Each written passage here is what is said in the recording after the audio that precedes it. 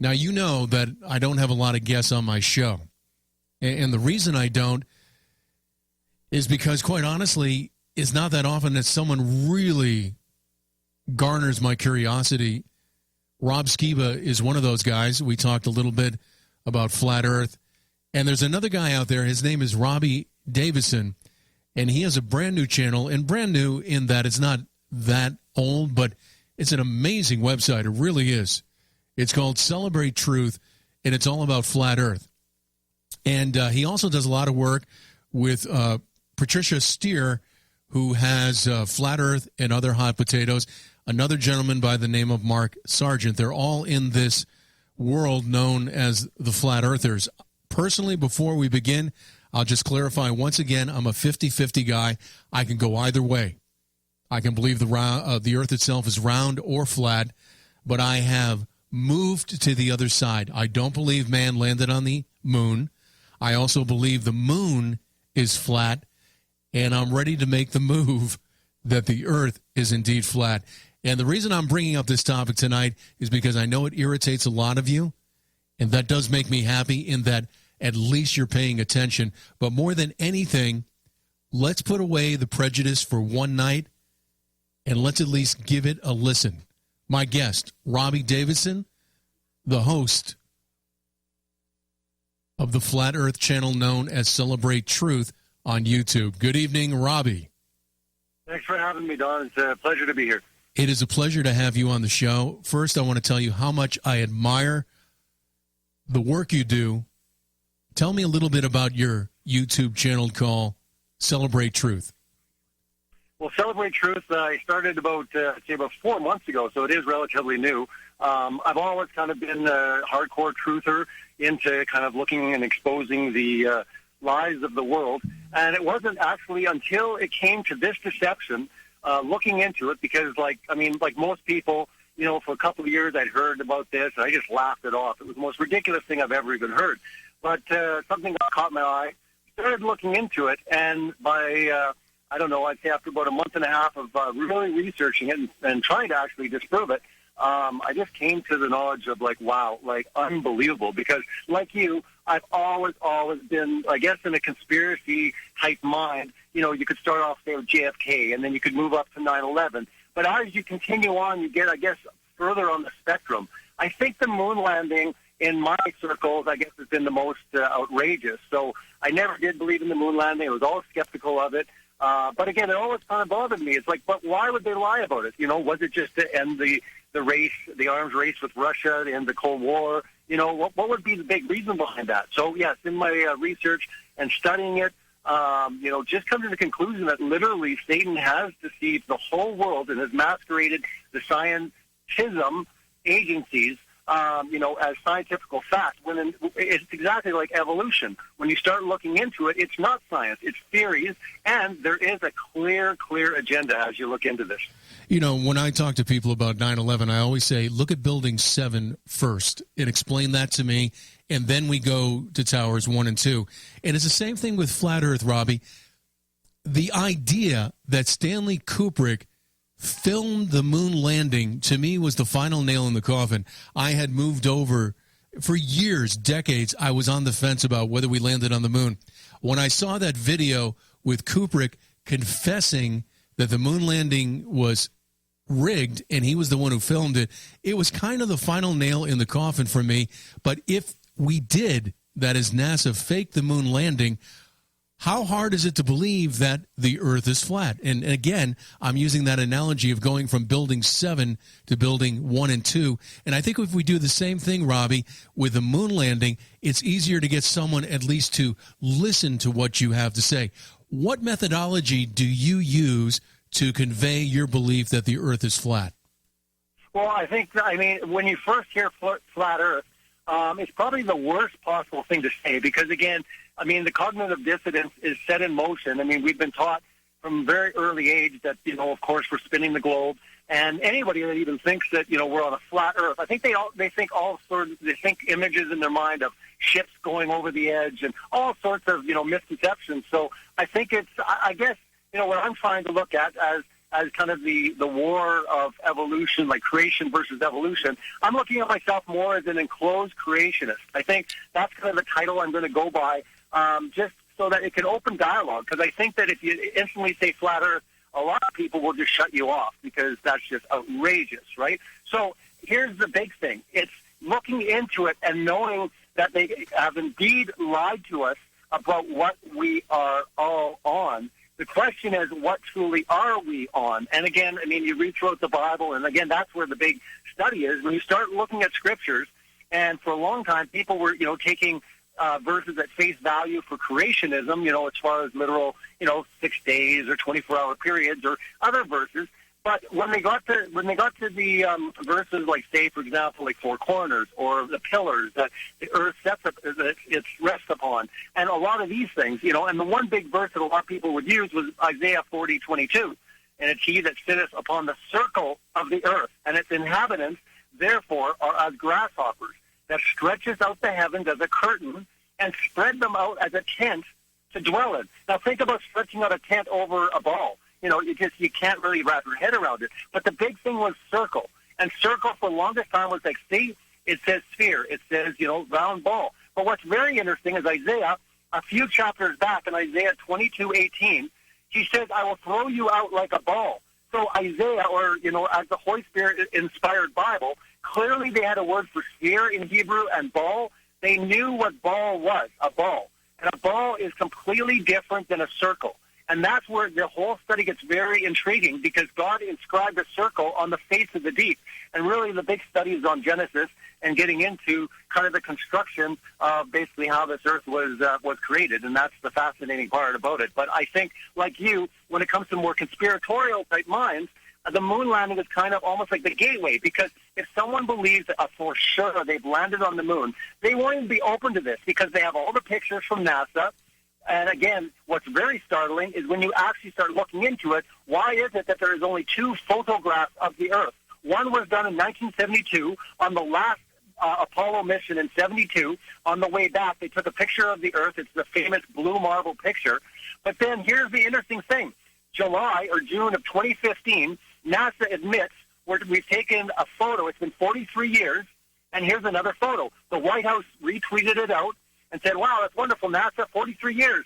If you actually look at all the images on Google, and you click on the NASA's website, they will admit it's a CGI, it's a rendering, it's a composite, it's a painting. They will actually tell you it's computer data stitched together. They do not have any pictures. And forget pictures, what about an HD video footage of the Earth spinning from space? There is nothing in existence except a time-lapse of a 24-hour time-lapse of the Earth spinning. But here's the interesting thing. In this time-lapse that was done, I don't even know how long ago, the clouds in a 24-hour period do not move at all. In 24 hours, as the Earth spins, no clouds change formation. And we know, just looking up the sky, that clouds are always constantly changing. So that's the very intriguing thing. So if a person believes in NASA 100%, this is going to be a very, very difficult thing for them to understand. But if they're at least skeptical, wait a minute, I don't know if they went to the moon. So the question is, where have they gone? Because the interesting thing is, since the moon landings, the supposed moon landings, you can look this up. The furthest that NASA claims they have gone is 400 miles. The moon is 280,000 miles away. And since then, almost 50 years, the furthest that man has gone out is 400 miles. That is something to really consider. Tell us about the Van Allen belt. Well, the Van Allen radiation belt is a very, very intriguing thing as well, too, because the Orion project, and you can look this up in 2014, if you actually look up the Orion, you've got NASA claiming that they're still trying to figure out how to pass through the Van Allen radiation belt. They put out a video on their own website. You can look this up on YouTube. Just type in Orion radiation belts or whatever. But you will see it's Trial Under Fire, I think is the name of the title of the video. But again, here's the interesting thing is these Van Allen radiation belts are so deadly and they're full of radiation, yet we're supposed to believe in the 60s that they went, there and back to the moon, no problem. And yet the Orion project and NASA is admitting that we're still trying to figure out how we can get through these things. So again, it's one of those things where the question is, have they even ever been through them? Because with all our technology, no one can still get through them. So it's a very, very intriguing dynamic when you get into that. And then even with the original astronauts, claiming, there's never been radiation poisoning, and they had no problems whatsoever. 1960s technology, no problem. And the big thing is, by now, almost 50 years, why is it that no other country is claiming, why are they putting their flag up on the moon? And I know for a lot of people, it was the biggest achievement in mankind's history, and everything's wonderful. And I don't know if you've been watching the news, but again, apparently with the Van Allen radiation belts, and they're sending probes to Mars and sending pictures back 140 million miles, but apparently they're starting now to cancel these programs, and they're talking about going back to the moon in 2030. And I'm like, well, it's 2016. Why don't you go this year? It should be a piece of cake. But yet they're talking about 2030. The thing is, when we hit 2025, they're going to say, oh, we're postponing it to 2050. They're never going to the moon because they never have been to the moon. My guest is Robbie Davidson. The website is actually a YouTube channel. It's called Celebrate Truth. If you're interested in alternative theories on the shape of the earth, I highly recommend you check it out. Celebrate Truth is the website on YouTube. It's a YouTube channel. And again, my guest is Robbie Davidson. Robbie, your opinion on the Kubrick video. I don't know if you had a chance to view it, but we loaded it at outcastradio.net, and it went viral. It is a supposed interview of Stanley Kubrick, the director of 2001: A Space Odyssey, that allegedly was released 15 years after his death, where he confesses that he filmed the moon landing. To me, logically, this video makes sense, but I want to get your opinion on the veracity. What do you think of the Kubrick video?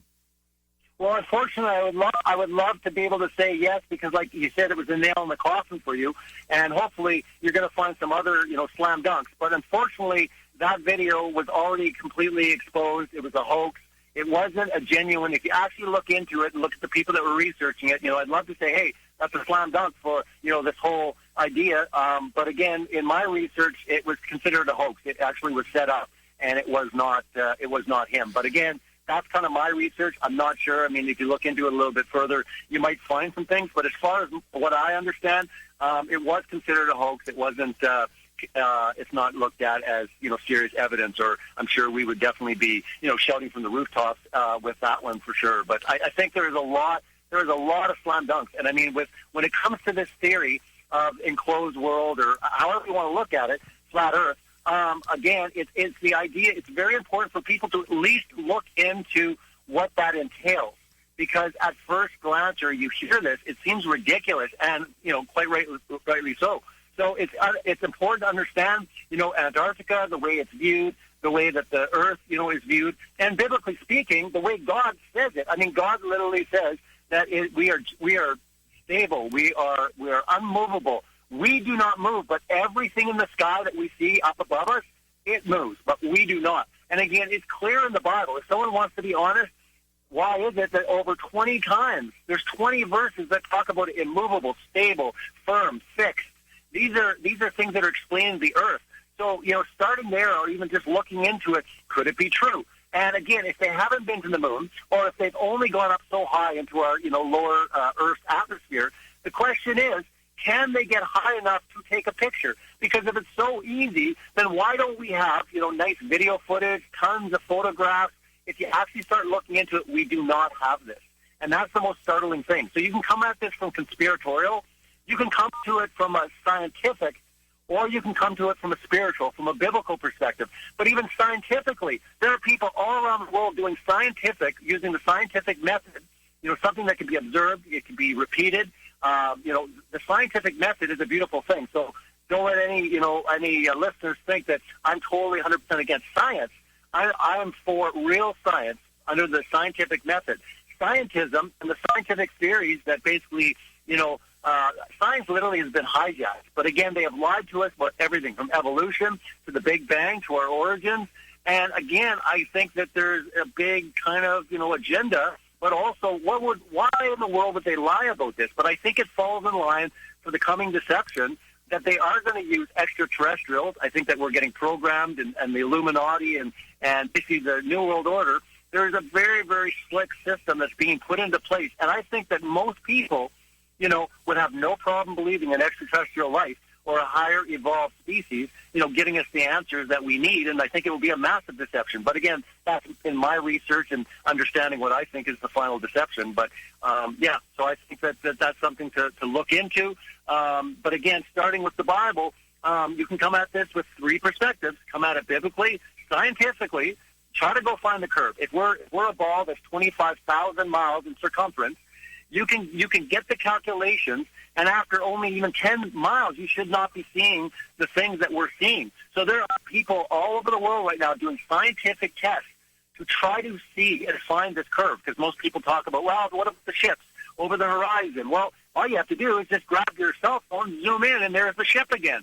And then when the ship disappears more, grab a telescope or even a bigger zoom, and there's the ship again. We are not on a spinning ball flying through space, is what they've told us, and it goes completely against the Bible. It goes completely against science, real science, and again, just reason and fact. So that's something that I think is really important. I was telling my producer, Mike, before we got on the air, I said, if we can prove, and by we, I'm using collectively, if we can prove that the earth is flat, it will be the game changer since the second coming, or the second coming to be, of Jesus Christ. Because if the earth is indeed flat, then everything else could be a lie.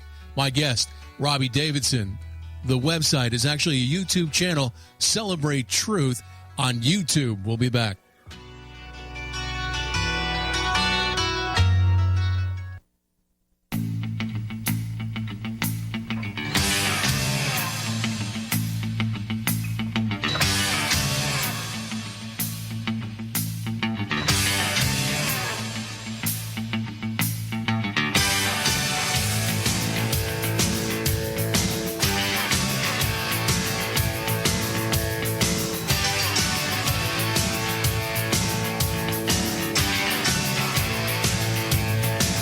Welcome to the wilderness. This is Outcast Radio, 800-313-9443. We'll be opening up the phones after the bottom of the hour. If you have a question for Robbie, again, my guest is Robbie Davidson. He's with the YouTube channel known as Celebrate Truth.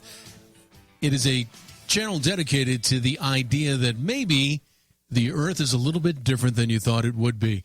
Robbie, why is it that nobody flies over the South Pole? Why do airplanes not go over the South Pole? Some say it's because it's so cold, but what is the real reason, in your opinion? Well, it's a great question, Don. I actually was going to even touch on it because I think it's really the intriguing story. Because you have to understand, before NASA was created, you have to understand about a few expeditions that were done. Now, I mean, anyone listening, understanding the Bible, we all kind of know stories about Nimrod. And what's very intriguing about Nimrod, again, we have this guy who's going to build a tower to the heavens. And it seems kind of strange that he's going to build this tower. And if we're on a spinning ball flying through space, it just seems like it's futile. And God would just be like, okay, letting sinful man build this little tower. I mean, what could they actually accomplish? But what's really interesting, the Bible states, it says, whatever they believe, they will now achieve. And their goal was going up, building a tower to heaven. Now, here's what's really intriguing. If you get into, like, the book of Jasher that the Bible actually talks about, like the book of Enoch, it explains that Nimrod was looking and understood through telling of the flood story. We have the flood story with the windows of heaven opening up and the fountains of the deep breaking open. So when the flood happened, it wasn't just rain. You have two other sources of water coming. But what's very intriguing is about these windows of heaven. Nimrod, in the book of Jasher, talks about that he literally was looking for that opening. He understood that the firmament, or what we were placed in, basically, if you understand the cosmology of all of the ancients, even with the Hebrews and Israelites, again, and even the Bible, talking about the sun, moon, and stars being placed in the firmament, and Job explaining that the firmament is strong and looking like molten glass. So it's a strange verse. I mean, when you get into the sky is strong, how is the sky strong? But anyways, this is what the Bible explains. But what's very intriguing is in 1907 to about 1909, You've got it's called the Antarctic expeditions, and this is going into the South Pole that we've been taught about. But what's very intriguing is you've got these expeditions that are going there, and again you've got one of the most decorated admirals. I think it was Admiral at 28, Admiral Byrd. But what's very intriguing is the first expedition to the South Pole or to Antarctica was called Nimrod, Expedition Nimrod. Now, after that, it basically goes to operate. So what happens is now after that, whatever they find there, and what we've been looking at really clearly is it talks about Antarctica. We've been told it's the continent. But if you look at basically the azimuthal map or you look at different projections, the ones that we use, you're going to see that a lot of people have the theory that we are surrounded by 150 to 200 foot, ice wall, which the Bible says that the waters were compassed with bounds to keep the waters in, because that's the big thing on a spinning flying ball. How does the water stay on? And everyone will say gravity. And we can talk about gravity, a little bit later. But what's very intriguing is afterwards they have an operation called Operation High Jump. And every one of your listeners can look into this because it gets very, very intriguing. So then they have Operation Deep Freeze. Now, something happens in Antarctica. You've got Admiral Byrd coming on, in the 50s. He's talking about Antarctica. He says every country is there. You got the U.S., you got Russia, you got Argentina, you got New Zealand, Australia. They're all carving this thing up because he says it holds coal, it holds more resources for the world 10 times over. It's got uranium, it's got gold, it's got all these resources. But something very strange happens. All of a sudden, they signed the Antarctica Treaty. All the nations basically say, we're going to back out of there. No one's ever going to go there except science, science experiments. No corporation anywhere will be allowed to go there. And they signed this treaty of protecting the borders so that no civilians can go there, which is very intriguing. So whatever they discovered or whatever they found, it spooked them enough to put a peace treaty with 37 countries. I mean, this world. It's crazy. There's wars. This is the longest-lasting peace treaty of so many different countries that have never broken it ever. Something is there that they don't want the world to know. But what's very intriguing is right after they basically shut down Antarctica, say no one's allowed to go there, no one's allowed to own it, no one's allowed to drill there, no corporations. Basically, they create this. They basically hold that thought, Robbie.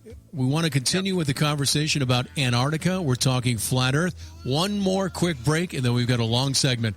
More with Antarctica. Celebrate Truth on the YouTube channel.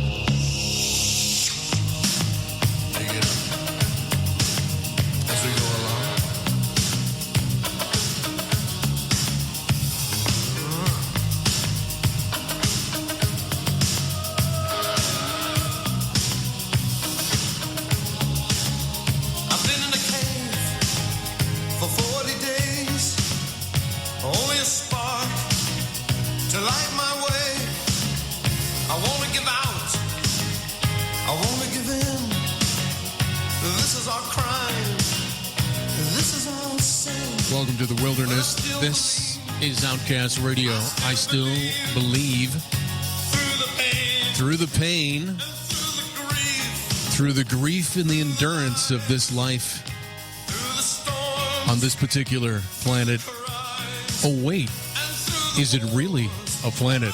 This is Outcast Radio. Go to the website, outcastradio.net. Do you believe in what I'm trying to do? There are Christians out there that are trying to get the message out. If you go to church on Sunday morning, you're not going to hear any of this stuff because it frightens them. They're afraid that contributions will diminish and tax-free abatements diminish. West Side, look at me. Here are the headlines making news at outcastradio.net. Predictive programming in Star Wars. Supreme Leader, Snook, Nephilim. Chimeras, English embryos, animal embryos with human DNA on research farms in the United States. Nabarro on live Fox 5 News. Expert reveals 2 dwarf stars, Planet X. Ray Kurzweil on giving future AI the right to vote. David Bowie died of liver cancer. This according to a friend and collaborator. 800-313-9443. About 25 other stories when you go to outcastradio.net. People ask, where do I get these stories? Well, Face Like the Sun, C. Irvana, Round-Eyed Saturn, and another channel that I just dialed into a couple months ago. It's called Celebrate Truth, and it talks about the idea that perhaps we don't live on a ball. It's a pretty cool website. It is hosted, the YouTube channel that is, by Robbie Davidson. Robbie, do you live in Canada? I thought I read something about you living in Edmonton or that particular area. Yeah, I'm up here in Canada. Yeah, are you literally over in the Vancouver area or a little bit further up near Edmonton, Alberta? I'm in Edmonton, Alberta. Okay, we've got to get a temperature check. What is the current weather situation, Robbie? Well, in Celsius, it's -4. That can't be too good Fahrenheit. It's a little chilly. All right, speaking of chilly, you were on the topic of Antarctica and this treaty that has held up despite all the treaties that have failed. Continue with your synopsis of Antarctica and why we haven't gone there and how it could possibly tie into the idea of the Earth being an enclosed dome. Well, I'll explain, like I was talking before about the first expedition. Again, our technology's only got to a point where we can actually start exploring there. So, like in the early 1900s, from 1907 to 1909, they did Operation Nimrod, which is a very kind of strange name to, have a U.S. military operation, but nonetheless, that's what they called it.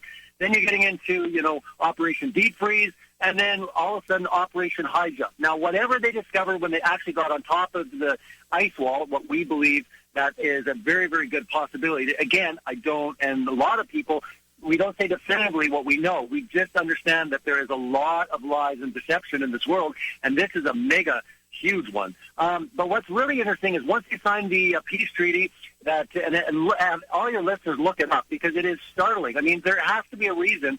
You had explained before, like why it's too cold to go across there. I mean, there's all sorts of shortcuts on the bottom of the spinning ball, they say.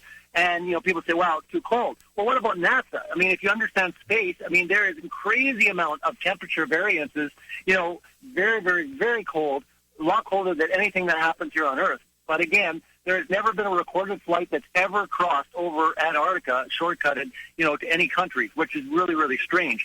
But what happened is right after Antarctica, whatever they discovered, whatever they found, all these countries must have agreed on something to basically say, look, no one's ever going to go here. No corporation's going to drill or do anything here. It's only going to be for science and for military. And they all signed it. And I guess it's up for renewal in 2040. It was a 100-year kind of pact, and pretty much they're going to keep it the whole time. But what's very strange is after they look at the exterior, or they go to the edge of the Earth, and they discover what they discovered, now instead of kind of going back there, they stop. Now they go up.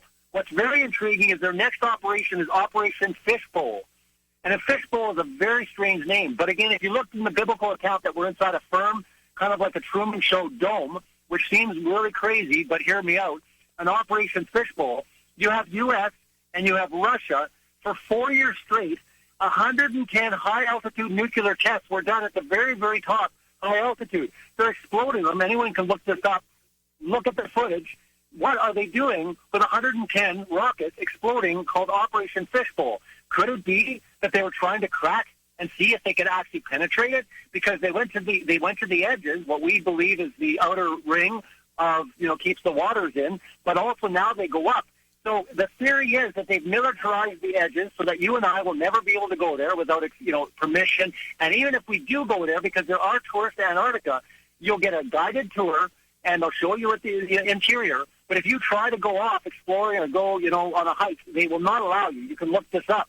So now what they do is they militarize the edge so that no one can go there, and then they militarize space by creating NASA. They do a bunch of tests first, and then they create basically, NASA and these space agencies to militarize space so that you and I will never go there. It will only be them telling us exactly what they're seeing, and everything that we see in the sky, they tell us what it is. And also they tell us a lot of lies, like, they have, probes or land rovers on Mars.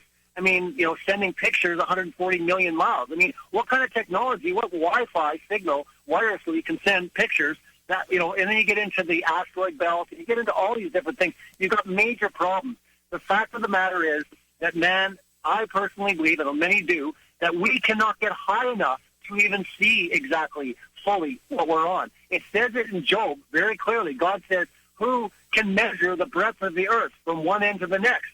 Now, wait a minute. If God is saying that no man can measure the earth, why is it that we have all the measurements? We've got the circumference, we've got the weight, we've got every single dimension mapped out, is what they tell us.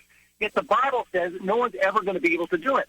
So I guess it comes down to, well, wait a minute, they're way out in space. We have all these satellites, don't we? Why don't we have nice HD footage, video? Why don't we have a camera on the moon right now showing a picture of the spinning Earth? We have none of this, and we never will, because I don't believe we can get that far out. And again, when we talk about planets, you had mentioned about Earth as a planet. I think one of the biggest lies has been teaching the world that we are a planet. I personally believe that we were created unique and special, and we are different from every single thing that is up in the sky, which is lights, which God says is up there, is lights. And for a long time, planets were known as wandering stars. But it says very clearly in Genesis, he created the sun, the moon, and also stars, period. And he says they're for lights, for navigation, for times and seasons. They're for us. So if we're to be told that they're trillions and trillions of light years or miles away, again, it makes no sense. But yet they tell us these crazy, crazy theories, just like they tell us that, the Earth is billions of years old or dinosaurs existed. They mask everything in such large numbers that we just basically take their word for it because they've got the math all figured out. But the intriguing thing is, when you get into the whole Antarctica, you got to ask yourself the question, what exactly is going on there when all of a sudden the whole world is dividing it up? They're all kind of dividing up like a pie.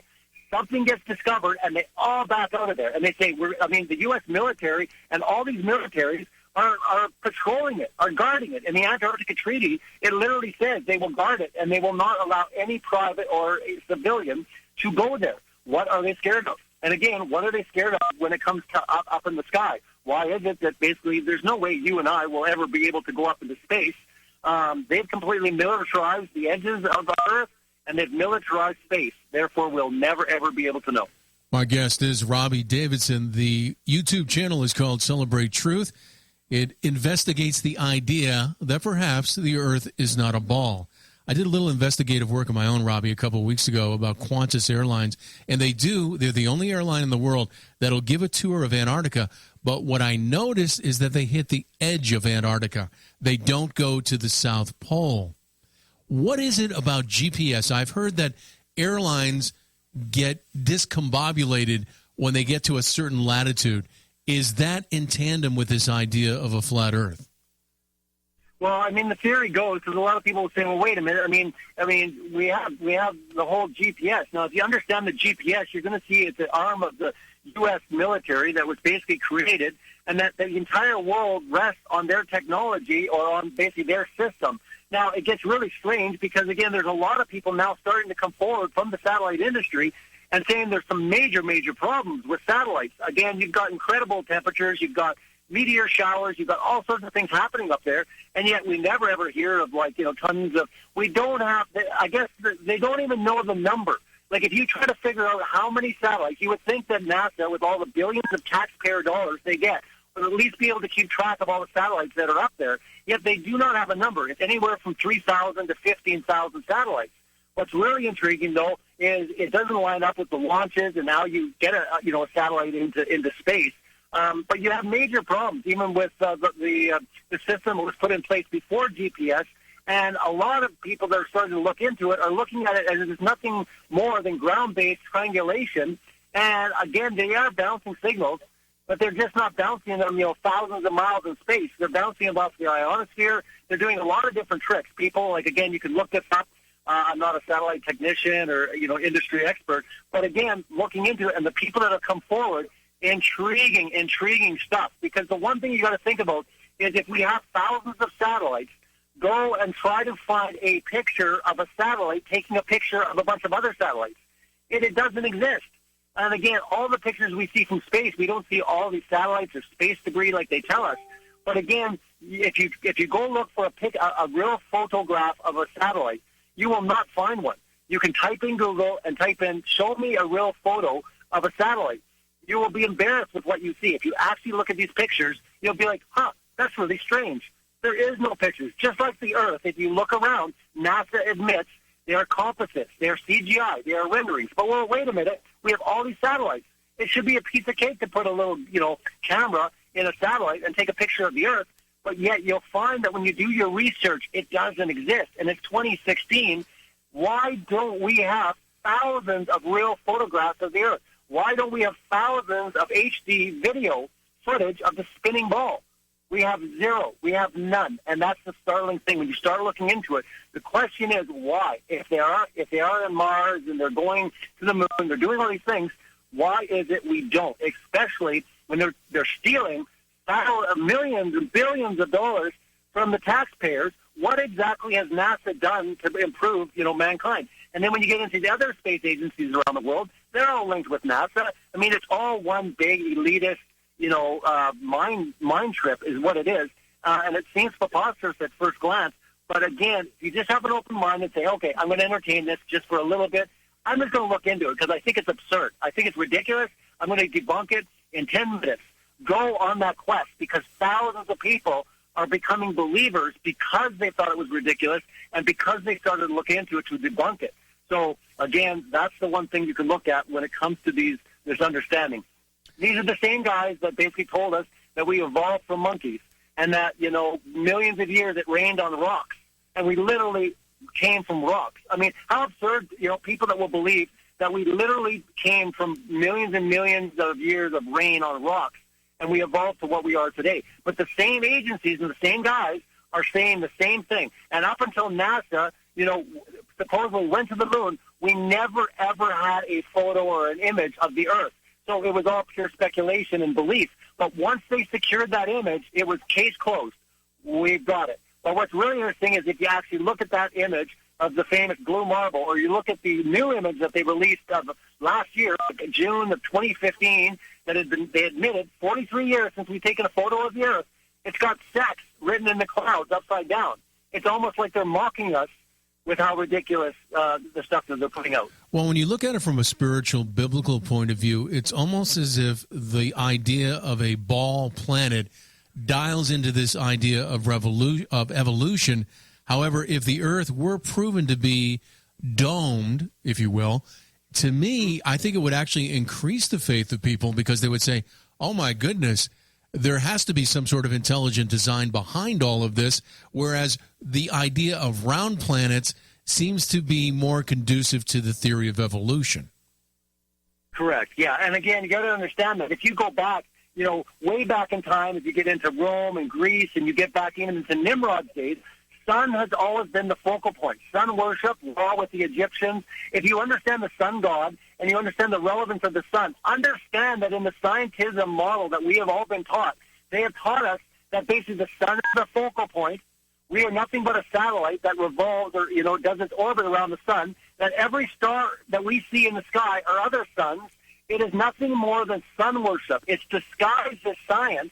It's disguised as fact. But nonetheless, Ecclesiastes says that nothing new happens under the sun. But it's intriguing to think that throughout all this time, we are the same as way back in the ancient times. We are looking at our focus on the sun, where God literally says it was a light for the day. The moon was a light for the night, and stars were created also. So if you understand the Bible and you understand that it was, and in our model, what's very intriguing is you're looking at the sun, moon, and stars. They orbit. They do their own circuit. I mean, it says in Psalms that the sun comes out of its chamber. It does this circuit with joy like a bridegroom. I mean, you got Joshua when he commands the moon and the sun to stop. And I've explained to people before, do you understand what would happen if the Earth stopped spinning? We've been taught that we're spinning 1,000 miles at the equator, 1,000 miles per hour at the equator. I mean, it's unbelievable speed, not to mention how fast we're flying around the sun and we're flying through space. But just take the spin of it. The Bible clearly says that we do not do any of this. Yet you have to understand the objection or the opposing view is going to come at it and assault it at every degree. And Satan throughout time has wanted, and he's definitely after, killing the foundations of the Bible. Because once you start questioning the foundations of Genesis and the creation of this earth, everything is open to interpretation. The Bible literally gets thrown out. And if you look at every one of their theories, God is not needed for any one of their theories. Yet it specifically says exactly what's going on. If people will read and just trust the Bible over what they've heard from, Neil deGrasse Tyson or Richard Dawkins or whoever. But what I'm saying is if you look at it, but what the intriguing thing is, people all over the world are now starting to discover scientifically, instead of using spherical geometry, they can use regular trigonometry, and they can calculate distances. You know, you get into extra biblical texts like the book of Enoch that talks about the Nephilim and talks about that whole story with Genesis 6, which is fantastic. But here's the interesting thing with the book of Enoch. It talks way more about creation than it does about the Nephilim or the Watchers. So if you actually look, if you're a fan of the book of Enoch... Hang on, Robbie. One more quick break, and I'll let you finish that thought. Robbie Davidson. Check out his YouTube channel, Celebrate Truth.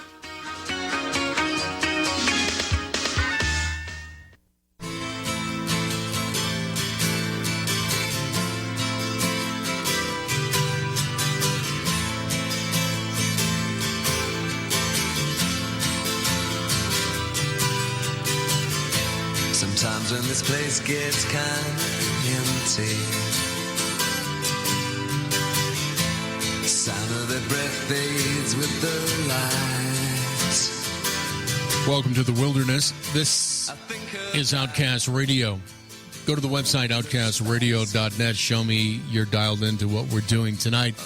Talking about the idea of the earth being flat and a dome with Robbie Davidson. He's got a website, actually a YouTube channel called Celebrate Truth. Check it out. Excellent production. How long have you been doing this? I know you've had the website up for a few months, but obviously you've got a background in audio-visual. Give me a little bit of your background. We've got about 3 minutes left. Yeah, I've been, like I said, I've been a truther for quite a while, and I've been, a scholar of the Bible and a lot of, different understandings.